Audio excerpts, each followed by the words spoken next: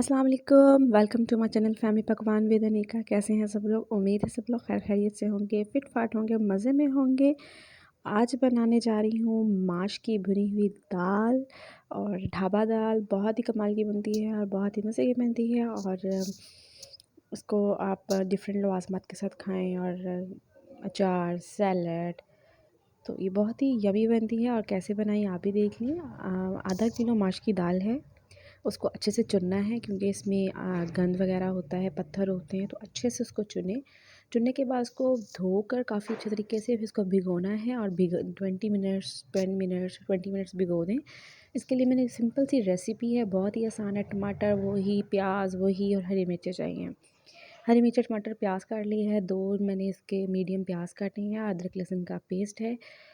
सबसे पहले एक देचकी जिसमें हम एज़ यूजुअल पकाते हैं और उसमें मैंने प्याज डाल दिए हैं, बारीक कटे हुए प्याज डाले हैं। उनको अच्छे से हम फ्राई करेंगे, सौटे करेंगे और सौटे करने के बाद तो उसमें प्रोसीजर जो हमारा नेक्स्ट है कहते रहेंगे। अगर आपको मेरी वीडियोस अच्छी लगती हैं तो प्लीज़ मेरी वीडियोस को लाइक करें, कम और इसको शेयर करें प्लीज़, और सब्सक्राइब भी करें मेरे चैनल को। जिन्होंने नहीं किया वो कर लें, जिन्होंने किया उनका बहुत ही शुक्रिया।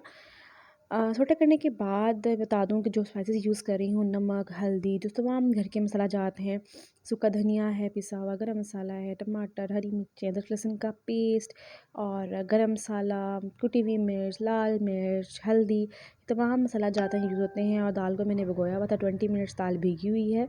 तो अब ये प्याज हो गए हैं, तो इसमें अदरक लहसुन का पेस्ट डालेंगे और इसकी रास स्मेल को हम ख़त्म करेंगे अच्छे तरीके से भुनाई करके। तो अब अच्छे तरीके से इसकी भुनाई करेंगे और जब ये भुन जाएगा तो इसमें मज़ीद जो मसाला जात है वो हम डालेंगे, ऐड करते जाएंगे।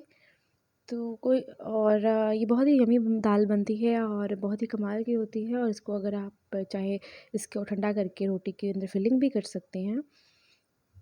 इसके अंदर मज़ीद अब तमाम जो है चीज़ें डालेंगे हम, टमाटर, हरी मिर्चें और उसका पेस्ट बनाएंगे, मसाला बनाएंगे। और उस ग्रेवी को अच्छे तरीके से मसाला जब घुल जाएगा तो घुलने का वेट करेंगे, तब तक इसमें तमाम स्पाइसेस ऐड कर देंगे, जिसमें हल्दी, नमक, कुटी हुई मिर्च, सूखा धनिया, ज़ीरा, थोड़ी सी अजवाइन भी मस्त डालिएगा। अजवाइन से ये होता है कि इसकी बादी ख़त्म हो जाती है और ये गैस के प्रॉब्लम्स क्रिएट करती है। तो ये दाल वो आपके प्रॉब्लम्स को सॉल्व कर देगी।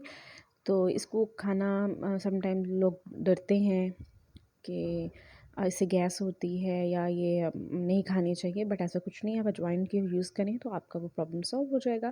थोड़ा सा पानी डाल के मैं इसको भून रही हूँ ताकि ये मसाला जो सा है बिल्कुल घुल जाए। जब मसाला घुल जाएगा तो मैं इसमें अच्छे तरीके से भुनाई करके कि जब पानी ना रहे इसमें, तब बिल्कुल सेपरेट ऑयल हो जाए और मसाला बिल्कुल घुल जाएगा तो मैं इसके अंदर ऐड कर दूँगी वो माश की दाल। ठीक है, इसको अच्छे तरीके से बनाई। अब देखिए माछ की दाल को दोबारा मैंने अच्छे तरीके से धो लिया, स्टेन कर लिया, अच्छे से उसका पानी को ड्रेन कर दिया। अब ये मसाला बन गया है, घुल गया है और अपने अकॉर्डिंग आप डाल लीजिएगा, अपने टेस्ट के अकॉर्डिंग स्पाइसेस ऐड कीजिएगा। तो मैं आपको मेंशन कर दूँगी डिस्क्रिप्शन में मैंने कितनी स्पाइसेस की क्वांटिटी ऐड की है।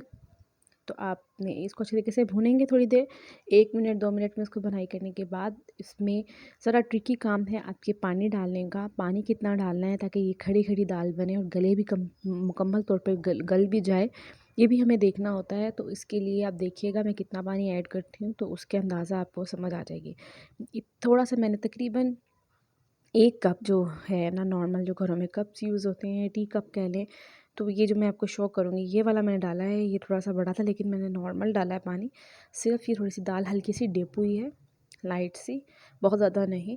तो इसको मैंने ना पहले तेज़ आँच पे रख के दम वाली आँच पे, मैं मीडियम आँच करके दम वाली आँच पे इसको रख दूँगी, दम दे दूँगी। तकरीबन 10 से 15 मिनट बाद इसको चेक कर लें, दाल गल गई है अच्छे तरीके से कि खाने के काबिल हो गई है, तो आपकी दाल रेडी है और उसमें पानी बिल्कुल भी नहीं होना चाहिए।